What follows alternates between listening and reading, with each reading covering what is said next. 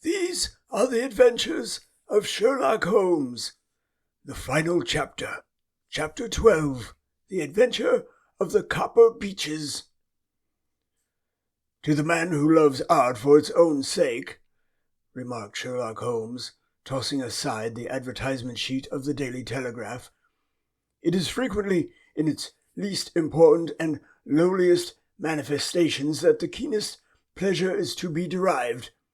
It is pleasant to me to observe, Watson, that you have so far grasped this truth that in these little records of our cases which you have been good enough to draw up, and I am bound to say, occasionally to embellish, you have given prominence not so much to the many causes célèbres and sensational trials in which I have figured, but rather to those incidents which may have been trivial in themselves, but which have given room for those faculties of deduction and of logical synthesis which I have made my special province.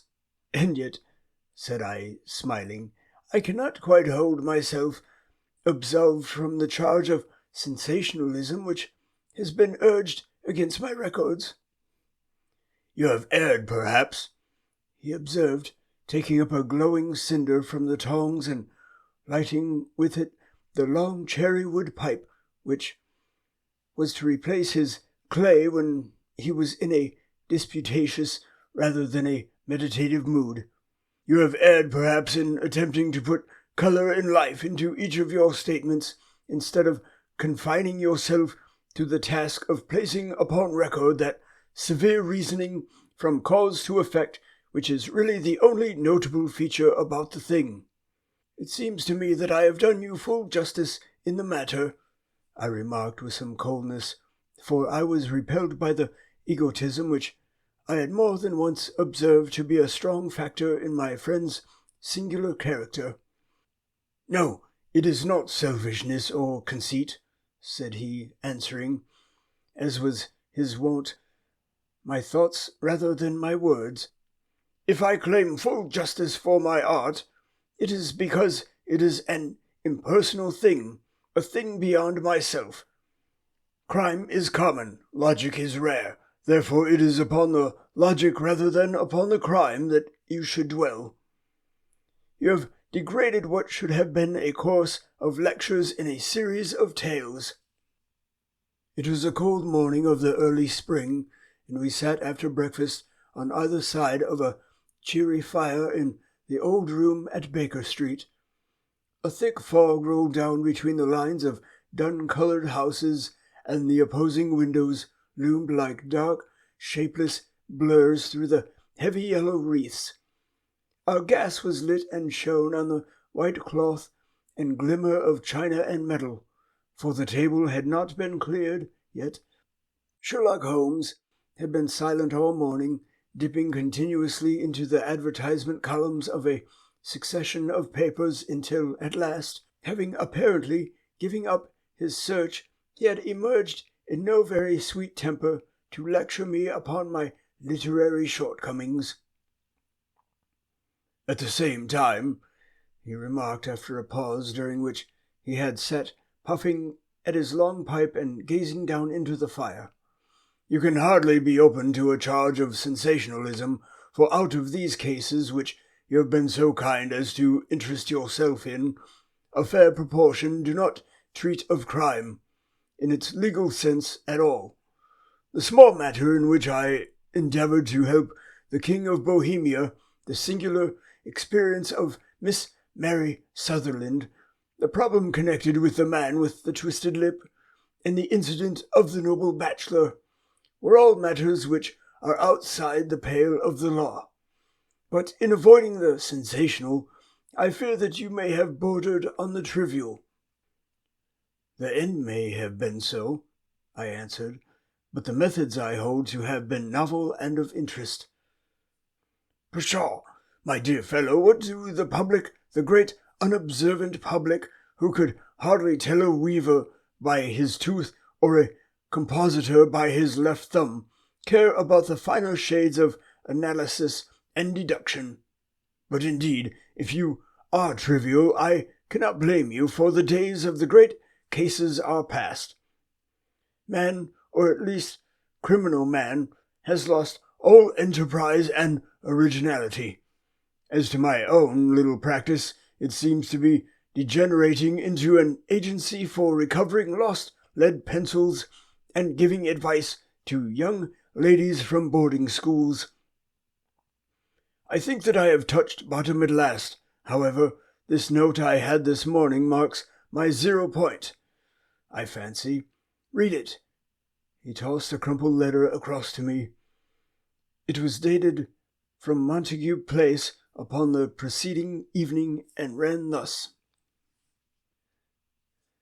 Dear Mr. Holmes, I am very anxious to consult you as to whether I should or should not accept a situation which has been offered to me as governess. I shall call at 10:30 tomorrow, if I do not inconvenience you. Yours faithfully, Violet Hunter. Do you know the young lady? I asked. Not I. 'Tis 10:30 now. Yes, and I have no doubt that is her ring. It may turn out to be of more interest than you think. You remember that the affair of the blue carbuncle, which appeared to be a mere whim at first, developed into a serious investigation. It may be so in this case also. Well, let us hope so, but our doubts will very soon be solved, for here, unless I am much mistaken, is the person in question. As he spoke, the door opened and a young lady entered the room. She was plainly but neatly dressed, with a bright, quick face, freckled like a plover's egg, and with the brisk manner of a woman who has had her own way to make in the world. You will excuse my troubling you, I am sure, said she, as my companion rose to greet her, but I have had a very strange experience, and as I have no parents or relations of any sort from whom I could ask advice, I thought that perhaps you would be kind enough to tell me what I should do. Pray take a seat, Miss Hunter. I shall be happy to do anything that I can to serve you. I could see that Holmes was favourably impressed by the manner and speech of his new client. He looked her over in his searching fashion, and then composed himself, with his lids drooping and his fingertips together, to listen to her story. I have been a governess for 5 years, said she, in the family of Colonel Spence Monroe, but 2 months ago the colonel received an appointment at Halifax in Nova Scotia, and took his children over to America with him, so that I found myself without a situation. I advertised and I answered advertisements, but without success. At last the little money which I had saved began to run short, and I was at my wits' end as to what I should do. There is a well-known agency for governesses in the West End called Westaway's, and there I used to call about once a week in order to see whether anything had turned up which might suit me. Westaway was the name of the founder of the business, but it is really managed by Miss Stoper. She sits in her own little office, and the ladies who are seeking employment wait in an anteroom, and are then shown in one by one, when she consults her ledgers and sees whether she has anything which would suit them. Well, when I called last week, I was shown into the little office as usual, but I found that Miss Stoper was not alone. A prodigiously stout man, with a very smiling face and a great heavy chin, which rolled down in fold upon fold over his throat, sat at her elbow, with a pair of glasses on his nose, looking very earnestly at the ladies who entered. As I came in, he gave quite a jump in his chair and turned quickly to Miss Stoper. "That will do," said he. "I could not ask for anything better. Capital, capital." He seemed quite enthusiastic, and rubbed his hands together in the most genial fashion. He was such a comfortable-looking man that it was quite a pleasure to look at him. "You are looking for a situation, miss?" he asked. "Yes, sir."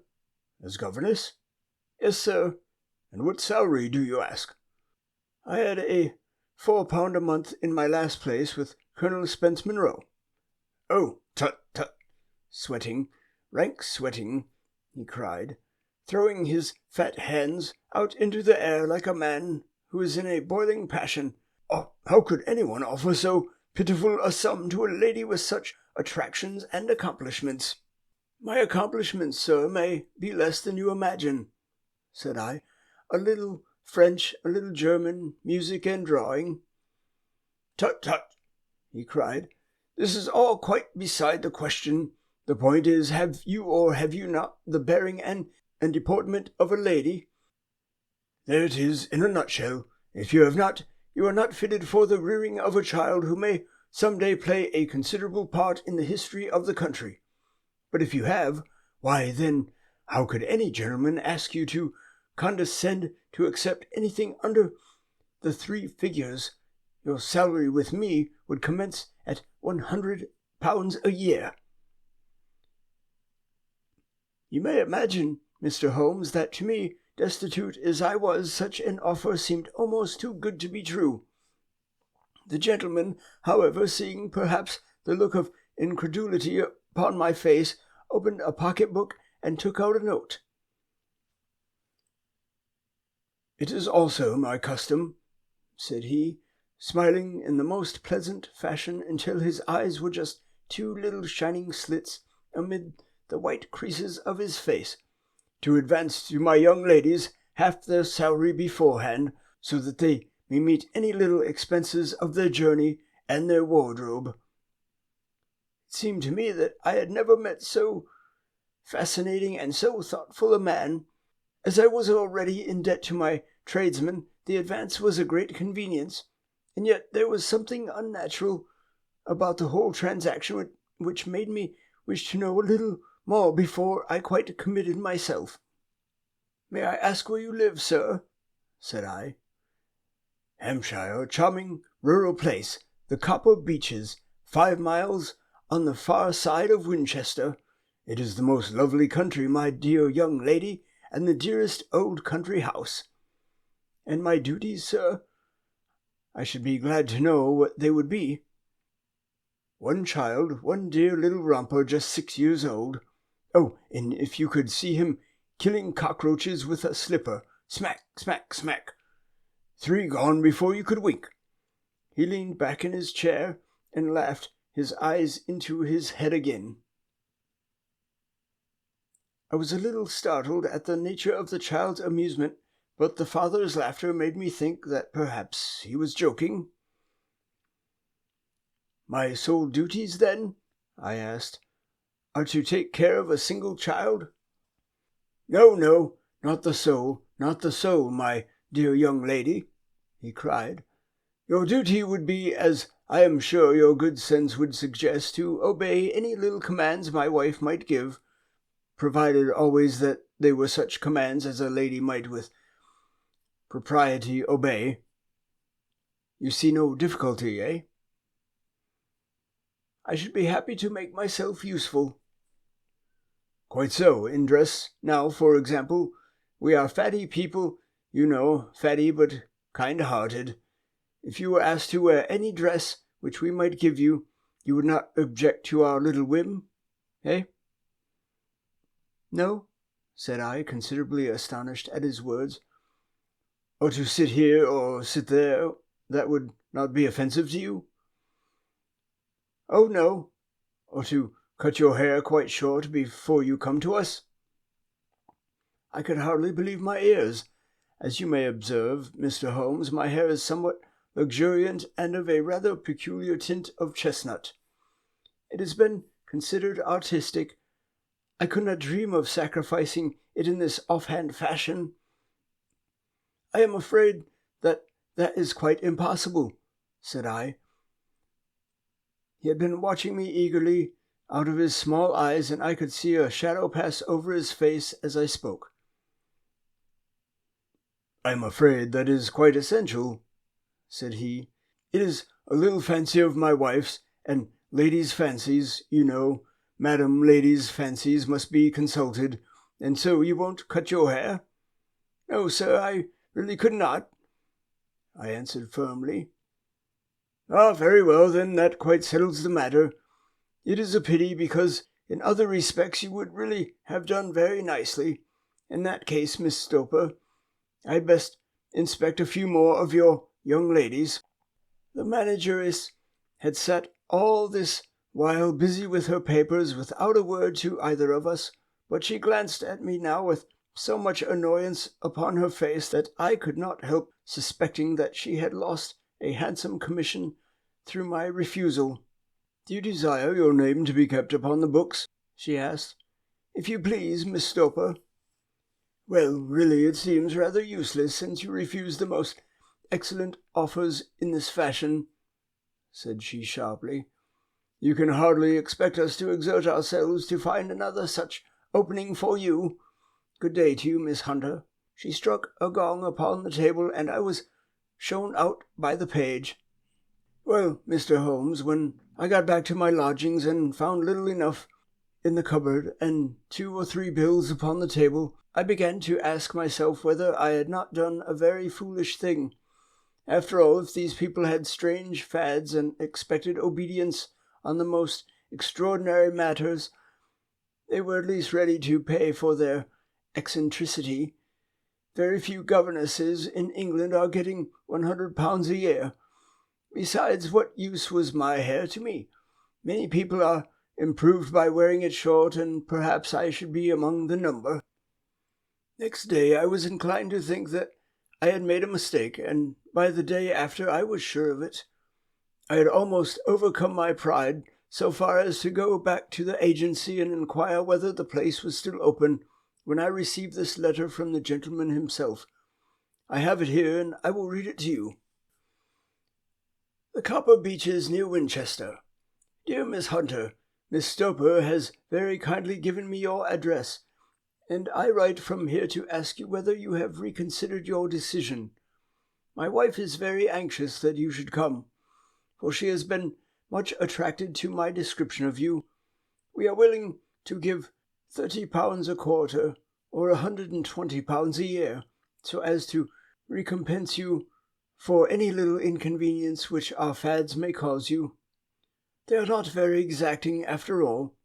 My wife is fond of a particular shade of electric blue, and would like you to wear such a dress indoors in the morning.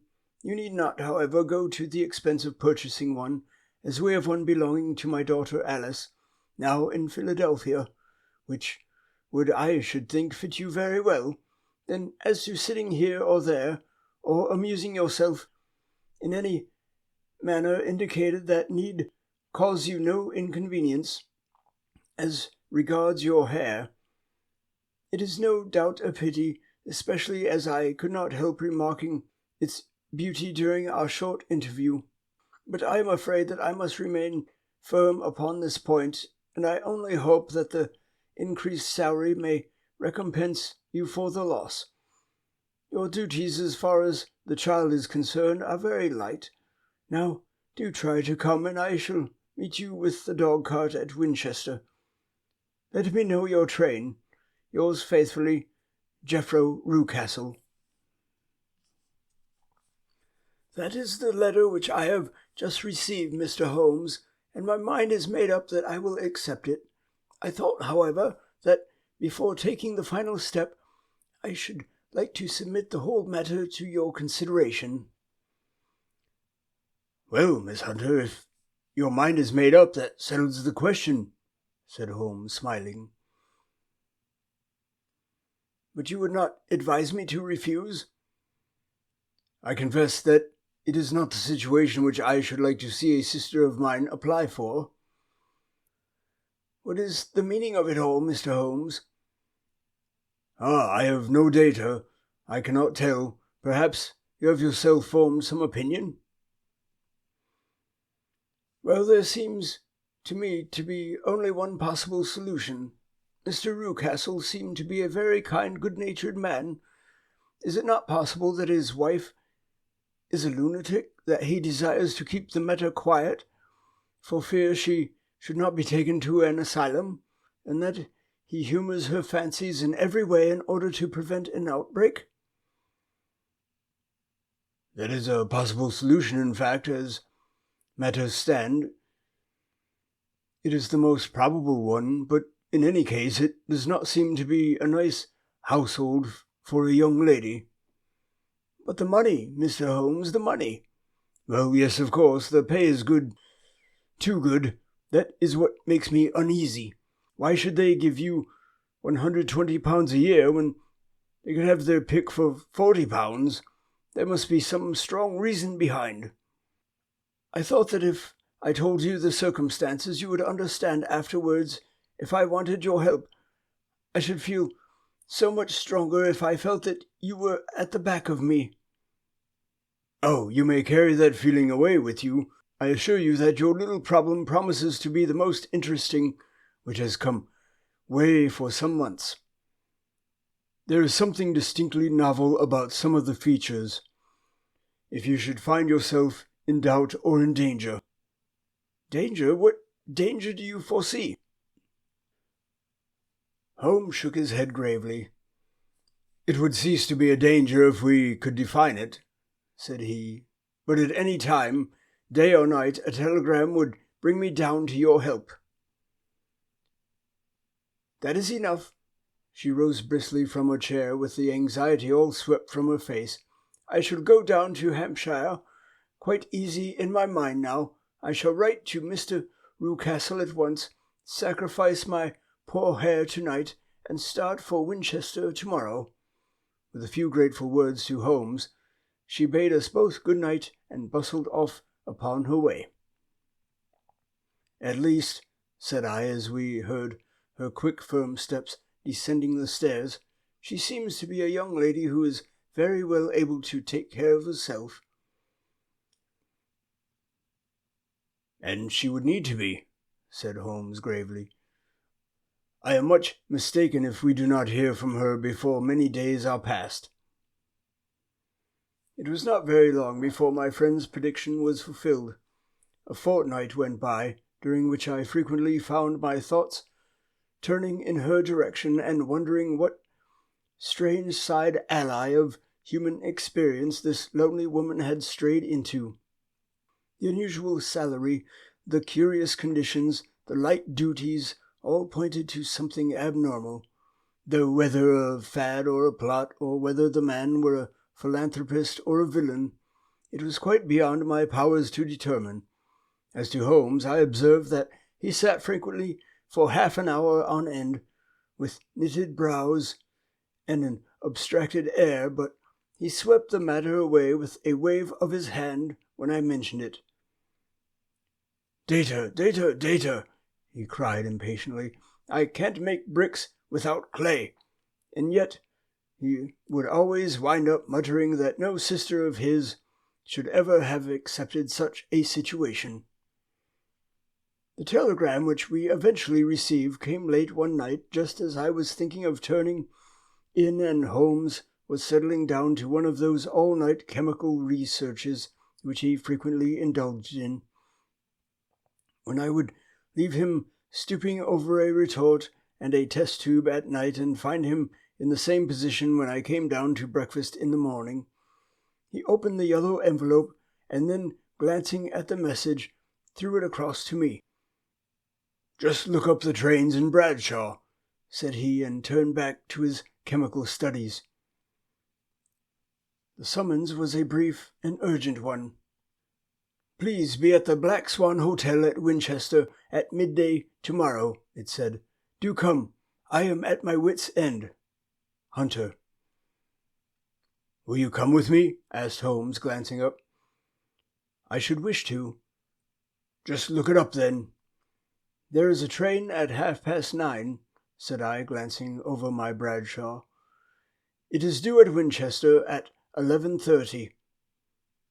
That will do very nicely. Then perhaps I had better postpone my analysis of the acetones, as we may need to be at our best in the morning.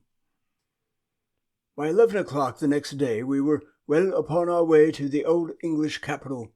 Holmes had been buried in the morning papers all the way down, but after we had passed the Hampshire border he threw them down and began to admire the scenery. It was an ideal spring day, a light blue sky, flecked with little fleecy white clouds drifting across from west to east. The sun was shining very brightly, and yet there was an exhilarating nip in the air, which set an edge to a man's energy. All over the countryside, away to the rolling hills around Aldershot, the little red and grey roofs of the farm steadings peeped out from amid the light green of the new foliage. "Are they not fresh and beautiful?" I cried with all the enthusiasm of a man fresh from the fogs of Baker Street. But Holmes shook his head gravely. "Do you know, Watson," said he, "that it is one of the curses of a mind with a turn like mine that I must look at everything with reference to my own special subject. You look at these scattered houses and you are impressed by their beauty.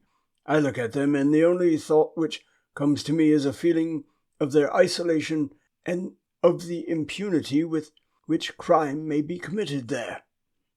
"Good heavens!" I cried. "Who would associate crime with these dear old homesteads?" "They always fill me with a certain horror. It is my belief, Watson, founded upon my experience, that the lowest and vilest alleys in London do not present a more dreadful record of sin than does the smiling and beautiful countryside." "You horrify me."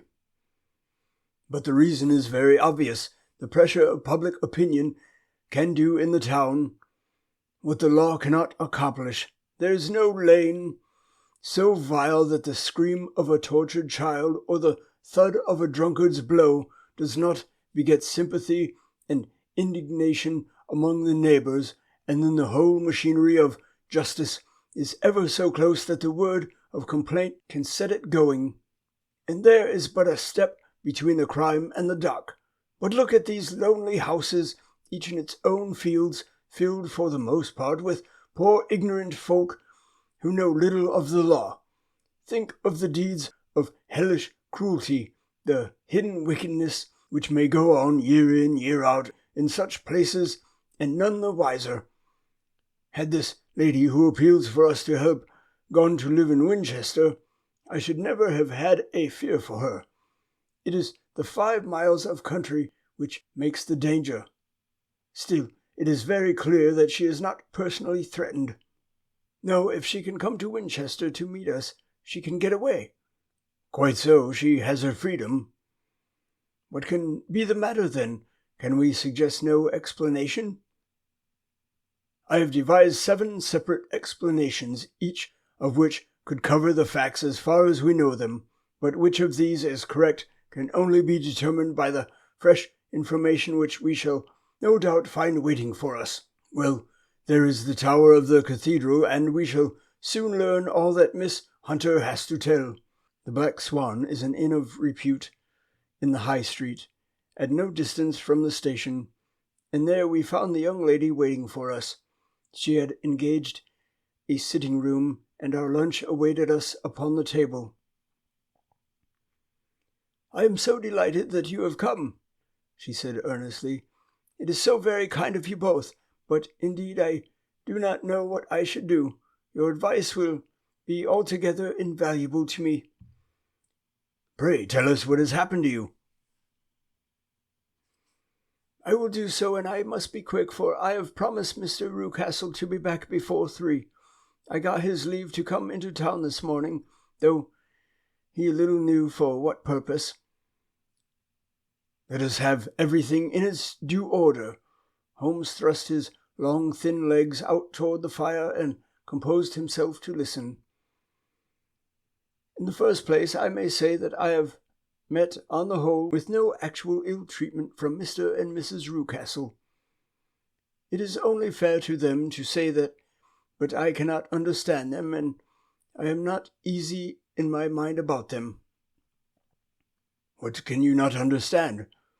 "Their reasons for their conduct, but you shall have it all just as it occurred.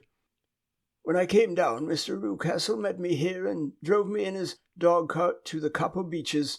It is, as he said, beautifully situated. but it is not beautiful in itself, for it is a large square block of a house, whitewashed, but all stained and streaked with damp and bad weather.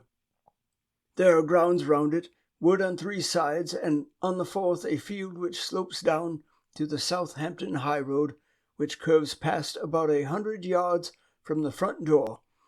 This ground in front belongs to the house, but the woods all round are part of Lord Southerton's preserves. A clump of copper beeches immediately in front of the hall door has given its name to the place. I was driven over by my employer, who was as amiable as ever, and was introduced by him that evening to his wife and the child. There was no truth, Mr. Holmes, in the conjecture which seemed to us to be probable in your rooms at Baker Street. Mrs. Rucastle is not mad. I found her to be a silent, pale-faced woman, much younger than her husband, not more than 30, I should think, while he can hardly be less than 45. From their conversation I have gathered that they have been married about 7 years, that he was a widower, and that his only child by the first wife was the daughter who has gone to Philadelphia. Mr. Rucastle told me in private that the reason why she had left them was that she had an unreasoning aversion to a stepmother, as the daughter could not have been less than 20. I can quite imagine that her position must have been uncomfortable with her father's young wife. Mrs. Rucastle seemed to me to be very colourless in mind as well as in feature. She impressed me neither favourably nor the reverse. She was a non-entity. It was easy to see that she was passionately devoted both to her husband and to her little son. Her light grey eyes wandered continually from one to the other, noting every little want and forestalling it if possible. He was kind to her also in his bluff, boisterous fashion, and on the whole they seemed to be a happy couple, and yet she had some secret sorrow, this woman. She would often be lost in deep thought with the saddest look upon her face. More than once I have surprised her in tears. I have thought sometimes that it was the disposition of her child which weighed upon her mind, for I have never met so utterly spoiled and so ill-natured a little creature. He is small for his age, with a head which is quite disproportionately large. His whole life appears to be spent in an alternation between savage fits of passion and gloomy intervals of sulking. Giving pain to any creature weaker than himself seems to be his one idea of amusement, and he shows quite remarkable talent in planning the capture of mice, little birds, and insects. But I would rather not talk about the creature, Mr. Holmes, and indeed he has little to do with my story. I am glad of all the details, remarked my friend, whether they seem to you to be relevant or not. I shall try not to miss anything of importance. The one unpleasant thing about the house, which struck me at once, was the appearance of conduct of the servants. There are only 2, a man and his wife. Tuller, for that is his name, is a rough, uncouth man with grizzled hair and whiskers, and a perpetual smell of drink. Twice since I have been with them, he has been quite drunk, and yet Mr. Rucastle seemed to take no notice of it. His wife is a very tall and strong woman with a sour face, as silent as Mrs. Rucastle, and much less amiable. They are a most unpleasant couple, but fortunately I spend most of my time in the nursery and my own room, which are next to each other in one corner of the building. For 2 days after my arrival at the Copper Beeches, my life was very quiet. On the 3rd, Mrs. Rucastle came down just after breakfast and whispered something to her husband. "Oh, yes," said he, turning to me. "We are very much obliged to you, Miss Hunter, for falling in with our whims so far as to cut your hair. I assure you that it is not detracted in the tiniest iota from your appearance. We shall now see how the electric blue dress will become you. You will find it laid out upon the bed in your room. and if you would be so good as to put it on, we should both be extremely obliged. The dress which I found waiting for me was of a peculiar shade of blue. It was of excellent material, a sort of beige, but it bore unmistakable signs of having been worn before. It could not have been a better fit if I had been measured for it. Both Mr. and Mrs. Rucastle expressed a delight at the look of it, which seemed quite exaggerated in its vehemence. They were waiting for me in the drawing-room, which is a very large room, stretching along the entire front of the house, with 3 long windows reaching down to the floor. A chair had been placed close to the central window with its back turned towards it. In this I was asked to sit, and then Mr. Rucastle, walking up and down on the other side of the room, began to tell me a series of the funniest stories that I have ever listened to. You cannot imagine how comical he was, and I laughed until I was quite weary. Mrs. Rucastle, however, who has evidently no sense of humour, never so much as smiled, but sat with her hands in her lap and a sad, anxious look upon her face. After an hour or so, Mr. Rucastle suddenly remarked that it was time to commence the duties of the day, and that I might change my dress and go to little Edward in the nursery. 2 days later, the same performance was gone through under exactly similar circumstances. Again I changed my dress, again I sat in the window, and again I laughed very heartily at the funny stories of which my employer had an immense repertoire, and which he told inimitably. Then he handed me a yellow-backed novel, and moving my chair a little sideways, that my own shadow might not fall upon the page, he begged me to read aloud to him. I read for about 10 minutes, beginning in the heart of a chapter, and then suddenly, in the middle of a sentence, he ordered me to cease and to change my dress. You can easily imagine, Mr. Holmes, how curious I was as to what the meaning of this extraordinary performance could possibly be.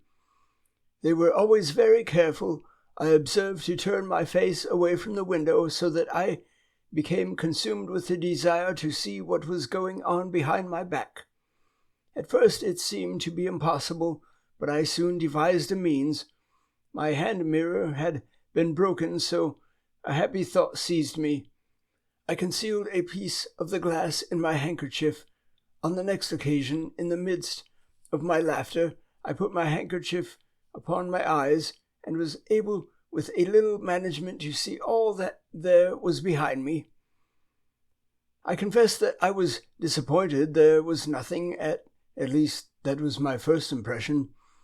At the second glance, however, I perceived that there was a man standing in the Southampton Road, a small bearded man in a grey suit, who seemed to be looking in my direction. The road is an important highway, and there are usually people there. This man, however, was leaning against the railings which bordered our field, and was looking earnestly up. I lowered my handkerchief and glanced at Mrs. Rucastle, to find her eyes fixed upon me with a most searching gaze. She said nothing, but I am convinced that she had divined that I had a mirror in my hand, and had seen what was behind me. She rose at once. "Jeffro," said she, "there is an impertinent fellow upon the road there who stares up at Miss Hunter." "No friend of yours, Miss Hunter?" he asked. "No, I know no one in these parts." "Dear me, how very impertinent. Kindly turn round and motion to him to go away." "Surely it would be better to take no notice." No.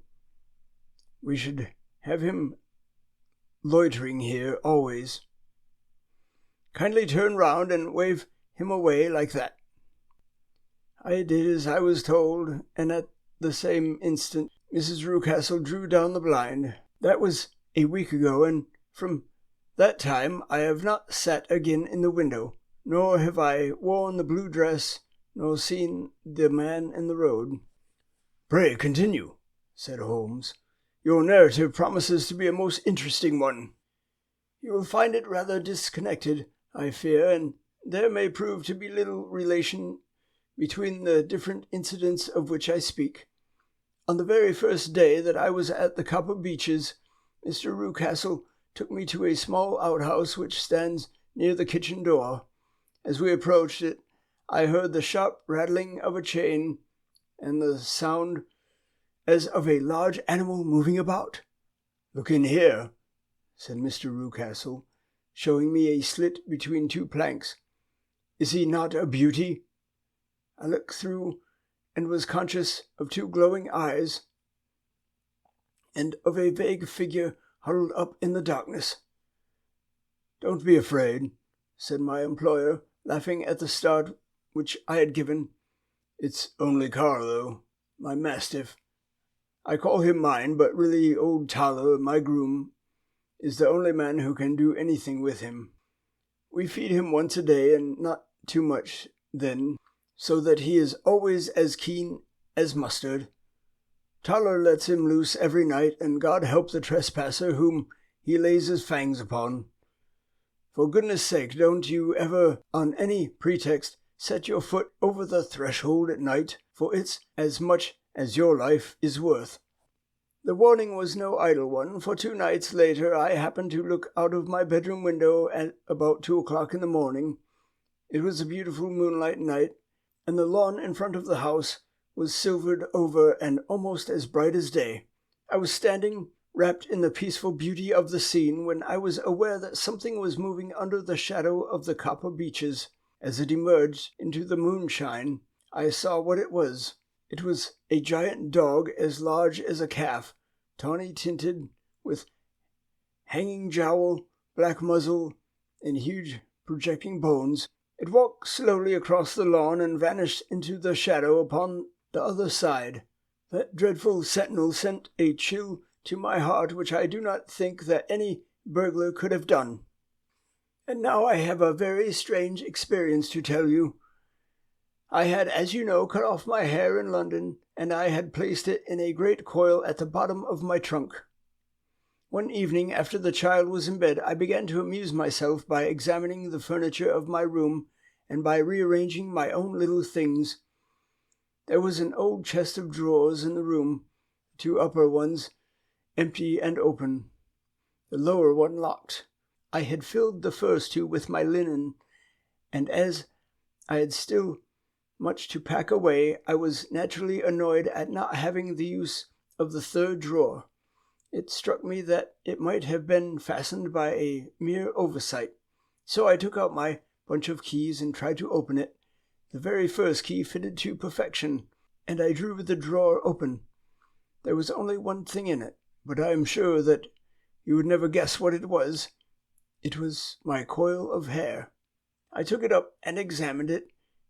It was of the same peculiar tint and the same thickness, but then the impossibility of the thing obtruded itself upon me. How could my hair have been locked in the drawer?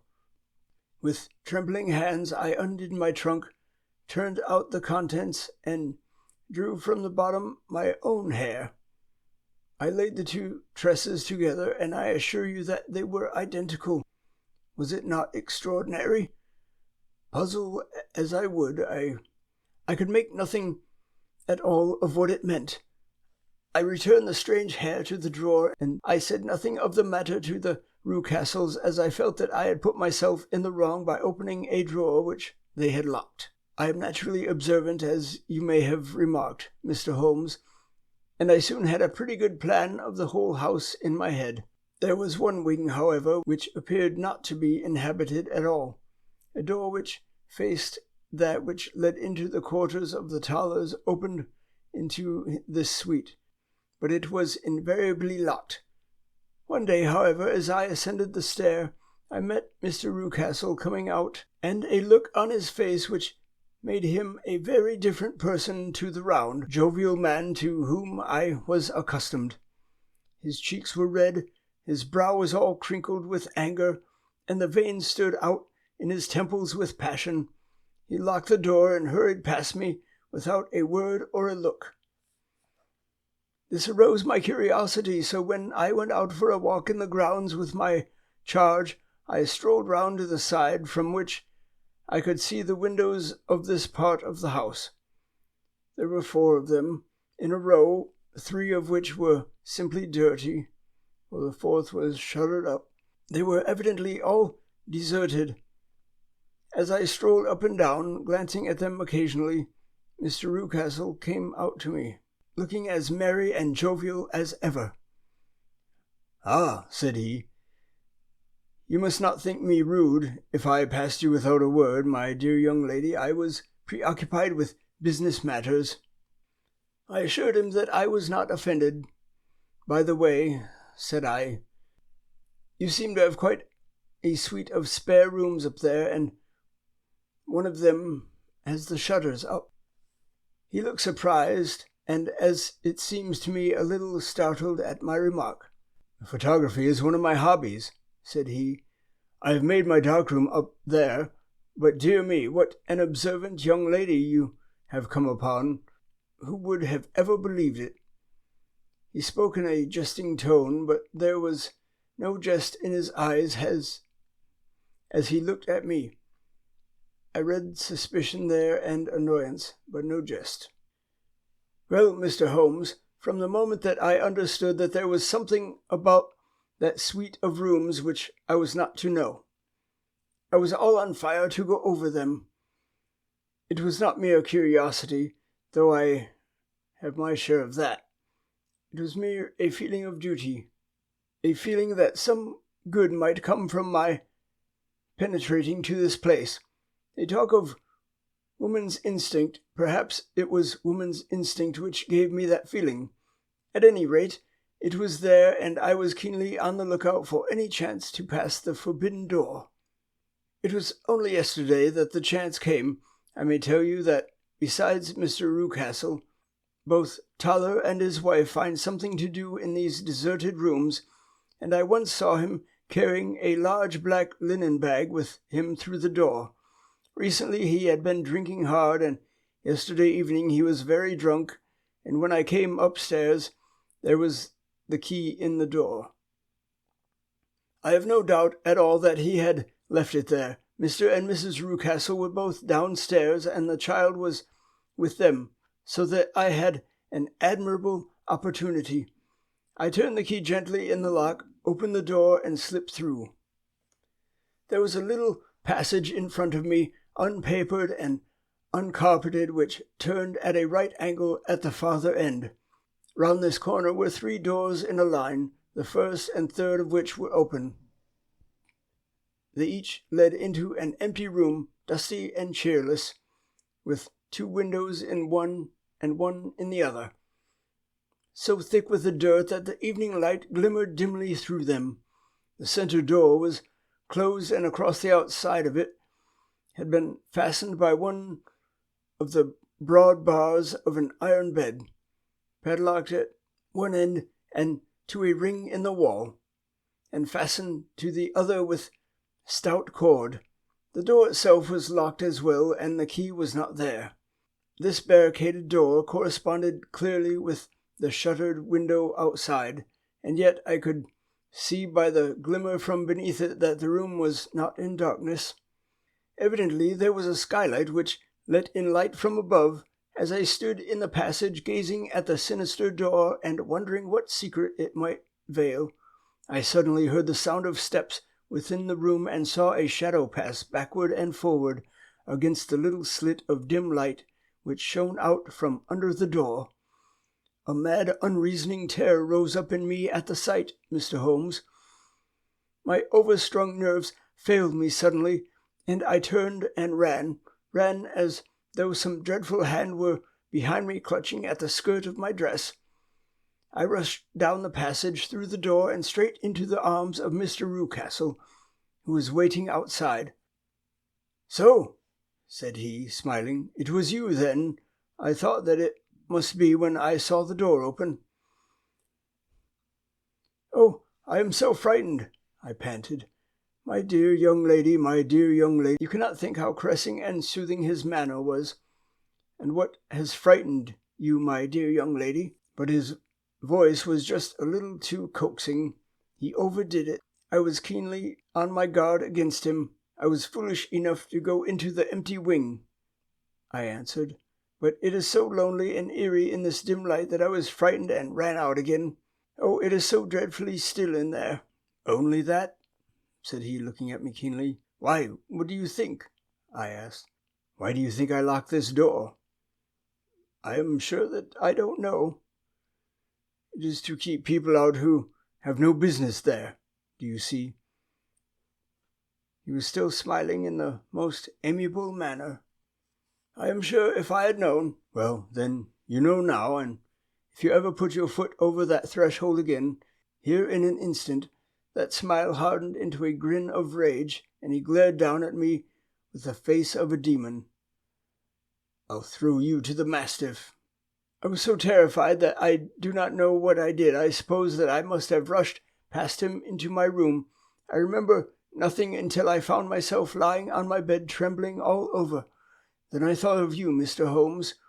I could not live there longer without some advice. I was frightened of the house, of the man, of the woman, of the servants, even of the child. They were all horrible to me. If I could only bring you down, all would be well.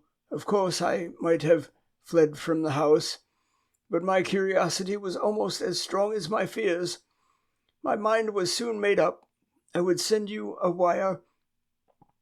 I would put on my hat and cloak, went down to the office, which is about half-mile from the house, and then returned feeling very much easier.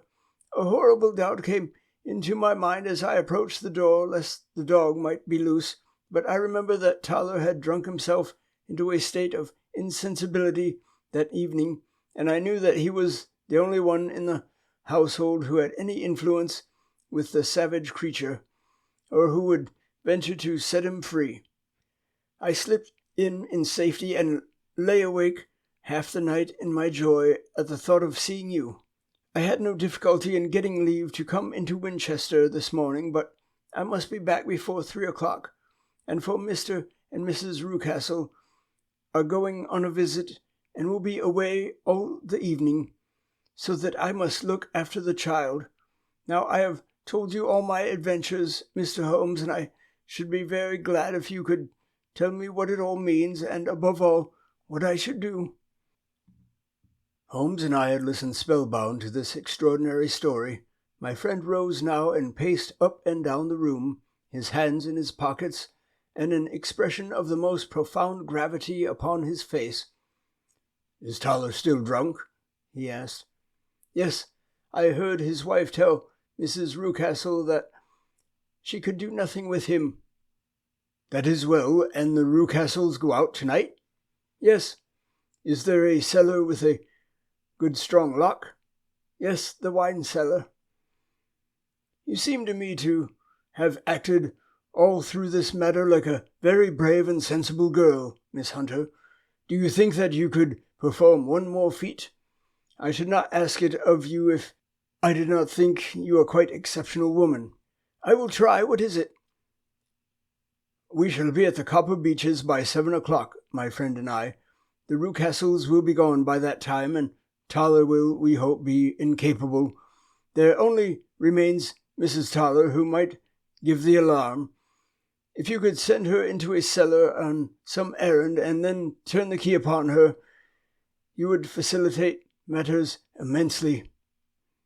"I will do it." "Excellent. We shall then look thoroughly into the affair. Of course, there is only one feasible explanation. You have been brought there to personate someone, and the real person is imprisoned in this chamber. That is obvious. As to who this prisoner is, I have no doubt that it is the daughter, Miss Alice Rucastle, if I remember right, who was said to have gone to America. You were chosen, doubtless, as resembling her in height, figure, and the colour of her hair. Hers has been cut off, very possibly in some illness through which she has passed, and so, of course, yours had to be sacrificed also. By a curious chance, you came upon her tresses. The man in the road was undoubtedly some friend of hers, possibly her fiancé, and no doubt as you wore the girl's dress and were so like her, He was convinced from your laughter, whenever he saw you, and afterwards from your gesture, that Miss Rucastle was perfectly happy, and that she no longer desired his attentions. The dog is let loose at night to prevent him from endeavoring to communicate with her. So much is fairly clear. The most serious point in the case is the disposition of the child." "What on earth has that to do with it?" I ejaculated.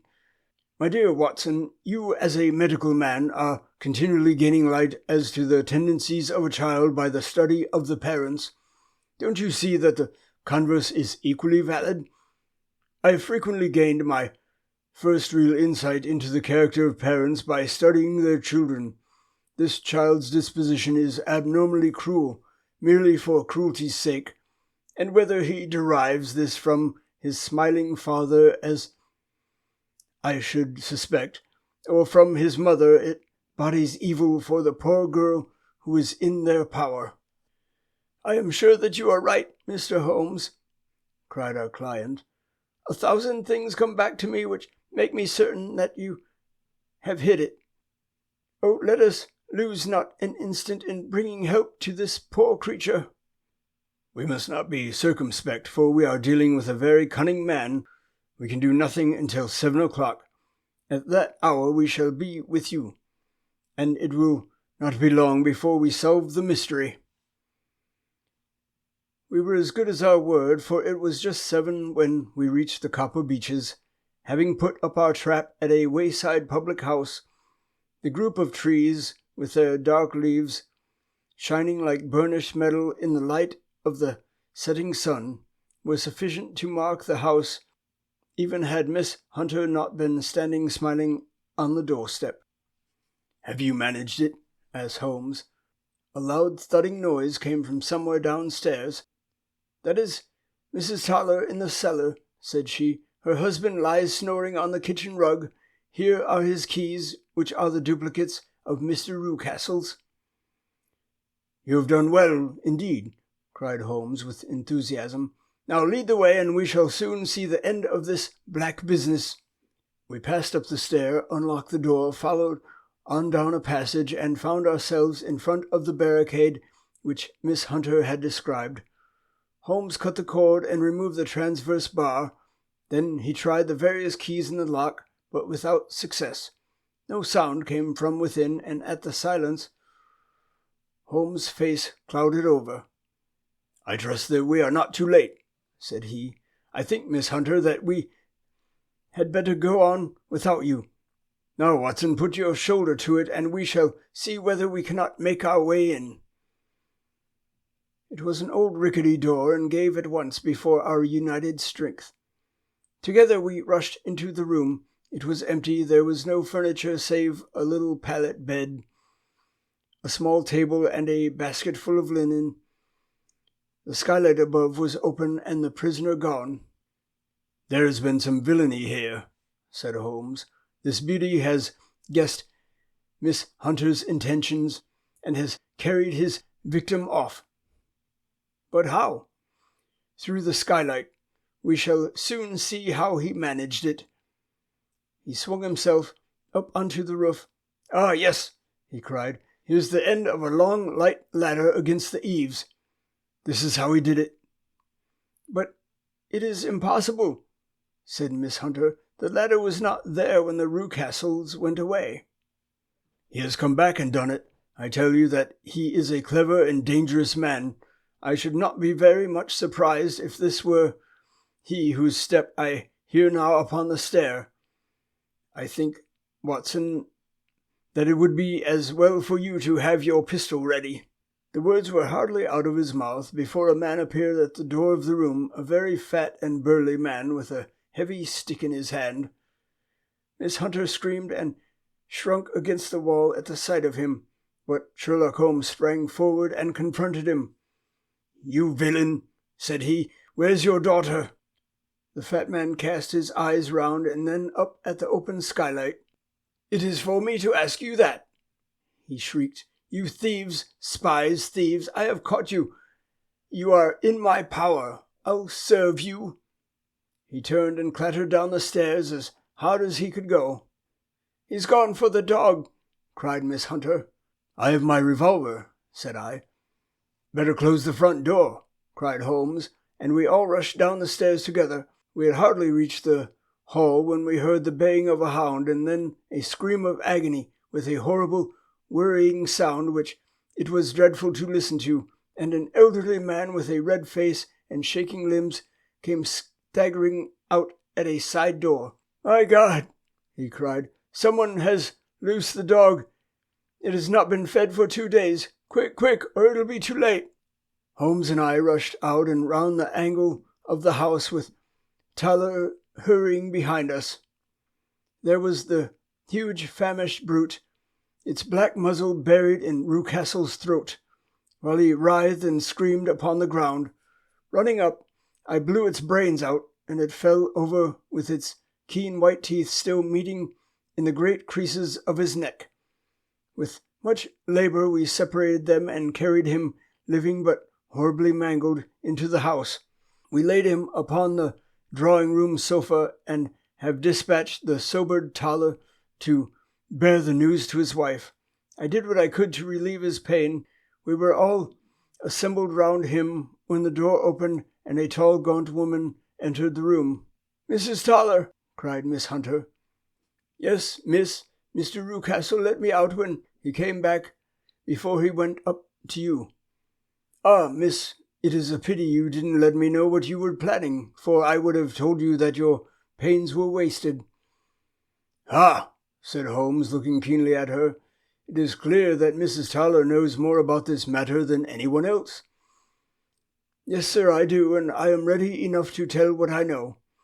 "Then pray sit down and let us hear it, for there are several points on which I must confess that I am still in the dark." "I will soon make it clear to you," said she, "and I'd have done so before now if I could have got out from the cellar. If there's police court business over this, you'll remember that I was the one that stood your friend, and that I was Miss Alice's friend too. She was never happy at home, Miss Alice wasn't. From the time that her father married again, she was slighted like, and had no say in anything, but it never really became bad for her until after she met Mr. Fowler at a friend's house.